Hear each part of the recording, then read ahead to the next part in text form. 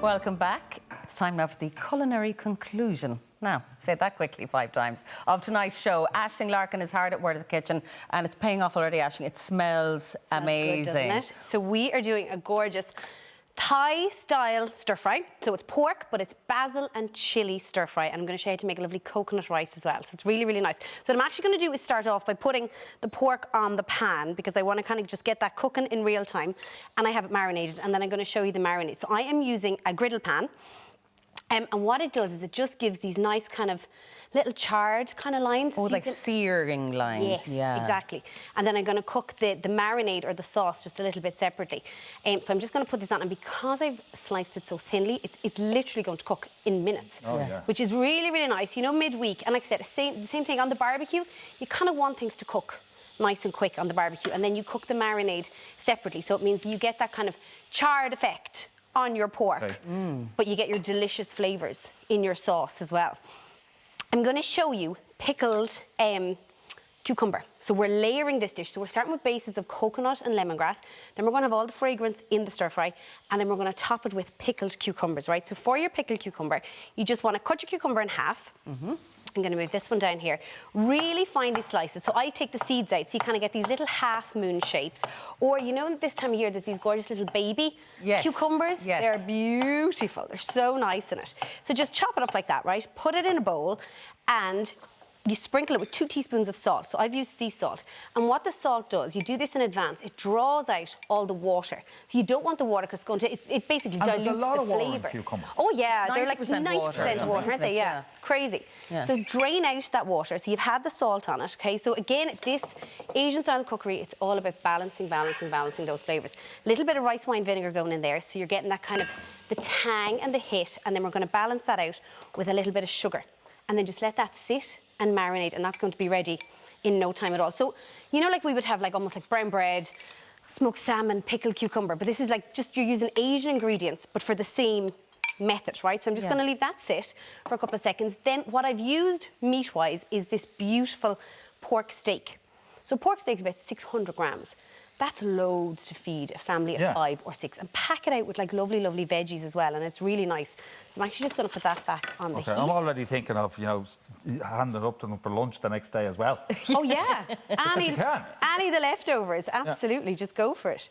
I'm just going to turn this on. So I've started off some of the aromatics in the pan already. And you certainly have, because I'm literally on the... I'm not allowed to go over to you, but I really want to. So good. I'm like one of the best kids. She's under starter's orders. So what I've done, right, that's 600 grams of the pork stick, really thin. Really, really, really thin. So you get this effect where it cooks in no time at all. To make your beautiful, beautiful sauce that goes on this, I'm starting with miso paste, okay?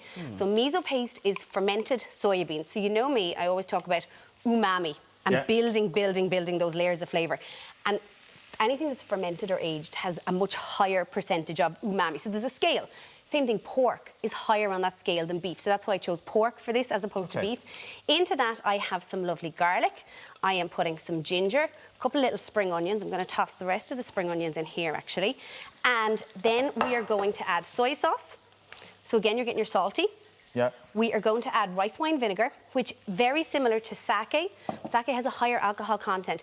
This is sweeter, so you're getting that balance of the sugar, which is really, really nice. A little bit of fish sauce for the sour. And I'm actually you know what? Most of us have that stuff in our cupboards at home, and we use it 3 times, and then you find the best before date, and it's 2017, and eventually you throw it out. I know. But you still don't get another one. I know. You still, I know. But you're not going to use. You could be using it very easily by doing this. Absolutely. And like, this is the thing, you know, I know it might cost maybe like €10, you know, to stock your pantry, maybe the first shop you do with this. Yeah. But like, this is one of those recipes that you'll pull out every week, and it's really, really, really lovely. Is the miso paste easy to get, or are we heading off to the Asian supermarket for that? No, you know what? It's such a great question. It was Asian supermarket, but it's actually, I got it like in a local Tesco this morning. So that will tell you. So you mightn't get in your local shop, but Tesco will do it. So our Duns or Super any of the supermarkets. You need to balance out with the sweetness. So I'm putting a little bit of brown sugar in there, okay? Or you could use honey. More of the acidity from the lime juice. So like this is the thing, this is really light. Like in terms of calories, fat content, I just put in like 2 tablespoons of sesame oil, and that's it. And the rest is just, it's all those aromatics, it's all that flavour. Stir that around, let that marinate, 20 minutes, half an hour, 2 hours at best, overnight, amazing.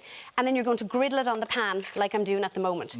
And that's it, right? So I'm going to take just that off for a second. I have some that I've griddled already. So you get this, see this beautiful charred, really deep dark colour. So I'm going to pop that in to my sauce. So what I did was I took the rest of the sauce, use your marinade as your sauce. I'm going to take these bits off the griddle pan, pop these in here for a second. So the chilli is gone in as well. Did you feel it? Yeah. Oh, it really the fragrance. is an It's amazing just so nice. aroma. Big hit of basil, but don't put in your basil until the end, right? And green beans as well, sugar snaps, anything like that. Peas, I'm starting to get a few more peas. I was on growing about 2 or 3 weeks ago. I was so proud showing everyone my peas from the garden. I think I had about she had 4. 4 max. 4. That was it. We've got quite a Did stock she now. name They're very seasonal now. Could have. So I'm using sugar snaps, and again, the things like the sugar snaps, just pop them in at the last minute. So have you boiled them, or are they just? Oh no, straight in. Just straight in? Straight in, yeah, and they'll just cook away really nicely. They'll soften. And for the rice, right, I want to show you the rice. This is such a cool recipe for rice. Whole grain rice or white rice, you know me, one step closer to healthy where possible. Yeah. So if whole grain rice is a step too far, mix the two of them. And it's nice to kind of see what it looks like out of the packet, I think, sometimes, because people aren't sure. Pop in your rice. So I'm using 250 grams of rice, double the amount of liquid. So there's 400 mLs of coconut milk going in, and you want 100 mLs of water. Chicken stock, and I'm putting in lemongrass. So pop in all of that, and then all you do, give it a stir around, put the lid on it, come back in half an hour, and your rice is cooked, and you have this amazing coconut flavour the whole way through the rice. So it has just a gentle kind of creaminess to it, and lads, it is just. Can you use the light coconut? Like if you're worrying about your calories, does the light? Was that coconut cream or coconut milk? That's coconut milk. So can the light one work as well? It does, yeah, it does. Now I kind of tend to just use the full fat. It just has a higher water content. So, but absolutely, you'll get away with it, not a bother. I thought coconut cream was a biscuit. Close, Martin, close. Kimberly's, Mikado's and coconut creams. Yeah.